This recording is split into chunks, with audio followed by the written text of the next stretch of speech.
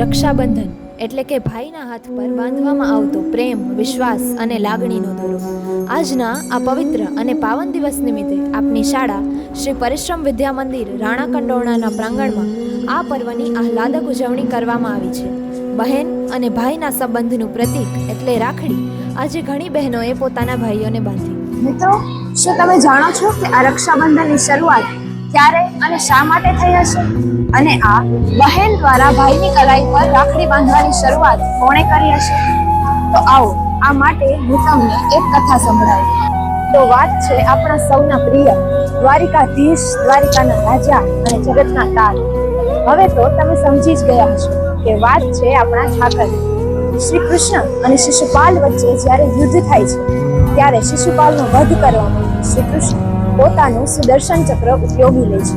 અને ત્યારે સુદર્શન ચક્રની મદદ લેતા શ્રી કૃષ્ણના હાથમાં નાનો એવો ઘા વાગી જાય છે. આ દ્રશ્ય પાંડવોની પત્ની દ્રૌપદી જોઈ જાય છે અને ત્યારે દ્રૌપદી શ્રી કૃષ્ણના હાથ પર પોતાની સાડીનો પાટો વાળે છે. અને ત્યારે શ્રી કૃષ્ણ દ્રૌપદીને વચન આપે છે કે તેઓ હંમેશાને માટે તેની સહાયતા કરશે. પૌરાણિક કથા કે જ્યારથી રક્ષાબંધનની શરૂઆત કરવામાં આવી. એવું કહેવાય છે કે સમયની સાથે દરેક સંબંધો બદલાતા જાય છે, પરંતુ ભાઈ બહેનનો સંબંધ એક જ એવો સંબંધ છે જે સમયની સાથે ક્યારેય બદલાયો નથી, પરંતુ સમયની સાથે વધુ મજબૂત અને અતૂટ બન્યો છે. આ જ રીતે આ પરંપરાનું પાલન કરીને પરિશ્રમ શાળામાં પણ રક્ષાબંધનની ઉજવણી કરવામાં આવે છે.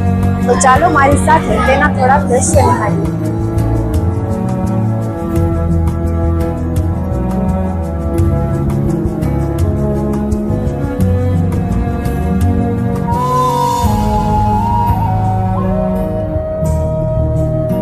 તો આ કારણ છે કે જેથી રક્ષાબંધનના પાવન પર્વ નિમિત્તે દરેક બહેન પોતાના ભાઈના કાંડા પર રાખડી બાંધે છે અને દરેક ભાઈ તેને વચન આપે છે કે તે આજીવન તેની રક્ષા કરશે. તો આવો કંઈક રક્ષાબંધનનો પર્વ ઉજવવામાં આવે છે ભાઈ અને બહેનના પ્રેમ અને વિશ્વાસ નિમિત્તે. ઘણા બધા તહેવારો અને પર્વો પરિશ્રમ પરિવાર દ્વારા હર્ષોલ્લાસથી ઉજવવામાં આવે છે. અને હવે આગળ વાત કરું શ્રી કૃષ્ણ જન્માષ્ટમીના આવનારા પર્વની, તો તેના માટે તૈયાર રહેજો